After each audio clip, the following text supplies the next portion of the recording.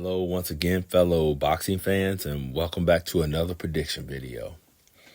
Before I get into the content, I would just ask the usual of you that you would share, like, hit the bell notification, and most importantly, if you're watching, you might as well subscribe.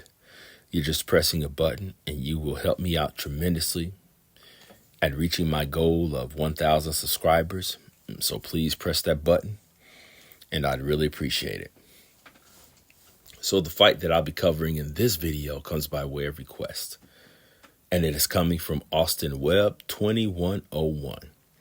And once again, I thank you for your request, another great fight, and for participating in this channel. And so the fight that Austin Webb wanted me to cover is Paul the Punisher Williams versus Kell Brook at welterweight 147. What a great and tremendous fight. And so when I think about Paul Williams, he was a big welterweight, very big welterweight. He was very awkward. In this particular fight, he would have the height and reach advantage. Great volume puncher, had great timing, and Paul Williams had stamina. But some of the things that concern me about Paul Williams is he didn't always fight tall. That was his advantage. He could easily be outworked and out-hustled.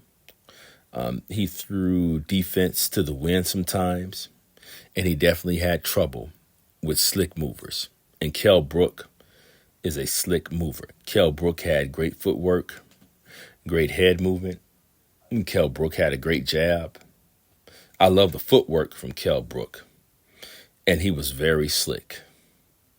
And I often get in trouble for making this comparison, but stylistically, Kell Brook reminded me a lot of the great Sugar Ray Robinson. And the only weakness in this particular fight that I can think of from Kell Brook is when he went up to 160 middleweight to challenge Triple G.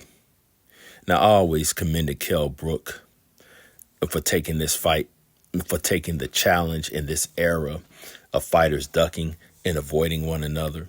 And Kell Brook could have easily just stayed at welterweight and became successful, but he decided to challenge himself.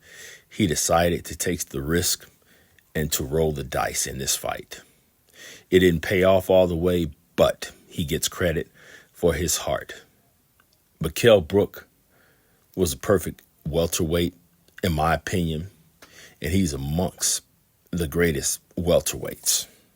And before the Triple G fight, he could have easily dominated the welterweight division.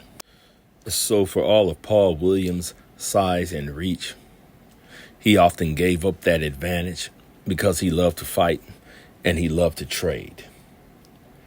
And I can't help but to see this fight as a repeat of the Carlos Quintana fight, the first Carlos Quintana fight. So I see the movement, the footwork, the head movement, the slickness, and the hand speed of Kell Brook being a problem for Paul Williams. And so I'm going to go with Kell Brook by unanimous decision. Those are my thoughts. Please let me know what you think. I'll see you on the next video.